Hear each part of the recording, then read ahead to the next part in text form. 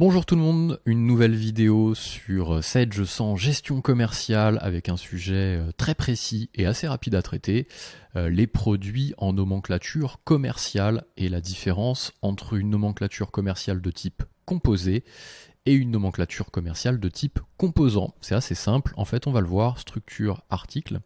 Lorsque vous faites la création d'un nouveau produit, vous avez la possibilité de choisir une nomenclature commerciale. Souvent ça sert à faire des packs, à vendre des packs et de pouvoir gérer soit l'agrégation de la somme des produits qui composent le pack pour la fixation du prix de vente, soit de fixer un prix sur le pack.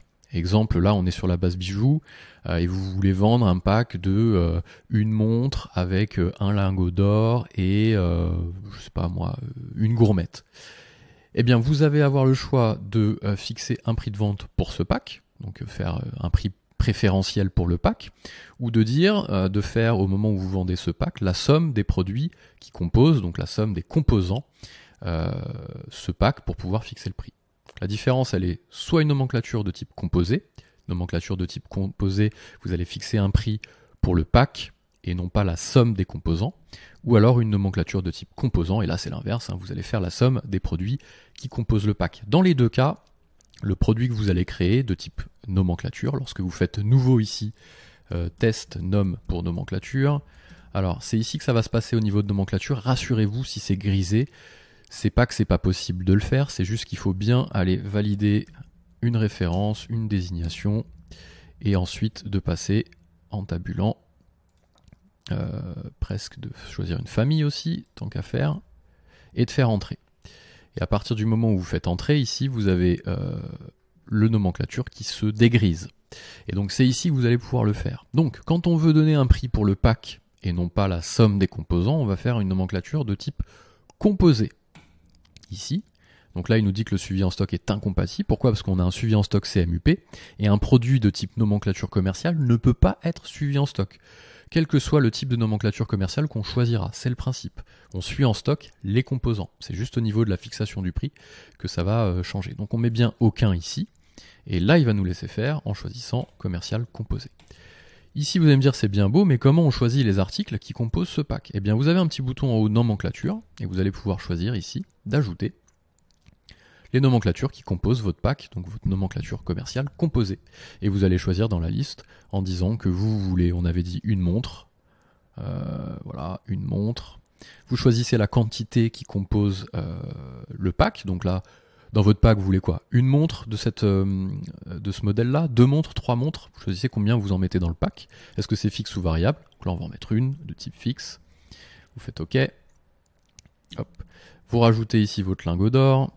Je sais pas, est-ce que si je fais ça, voilà, lingot d'or, vous dites que c'est fixe, et vous en mettez un. OK, et vous validez.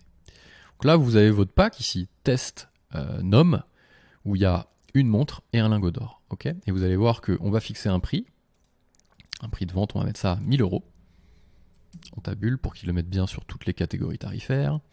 Et si on va ensuite faire un nouveau bon de commande, au niveau des documents des ventes, on va en faire un nouveau.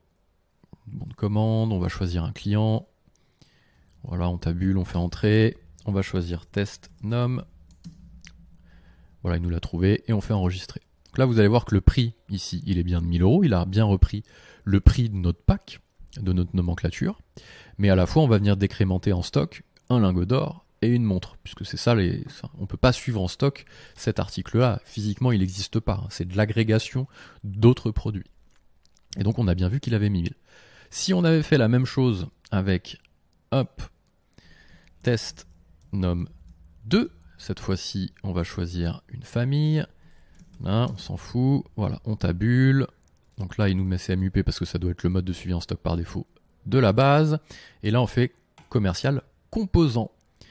Et donc là, on va choisir dans la nomenclature d'ajouter notre montre, voilà, hop, quantité 1, fixe, et notre lingot d'or également.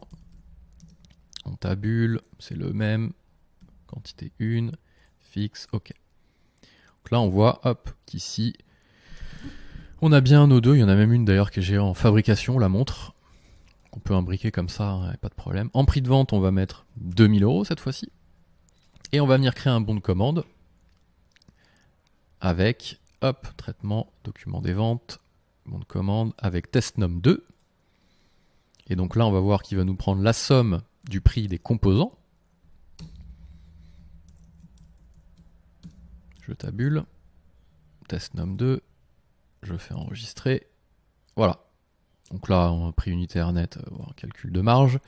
Et on voit bien qu'il nous a fait la somme du lingot plus la montre, donc 64 560 plus 784, 65 000, et non pas les 2000 € ici qu'on avait mis dans notre test.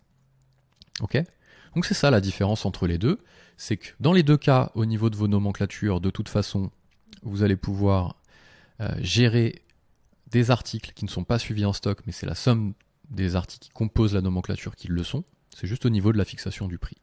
Souvent, on utilise nomenclature commerciale composée pour pouvoir mettre un prix préférentiel si les gens achètent ça, plus ça, plus ça.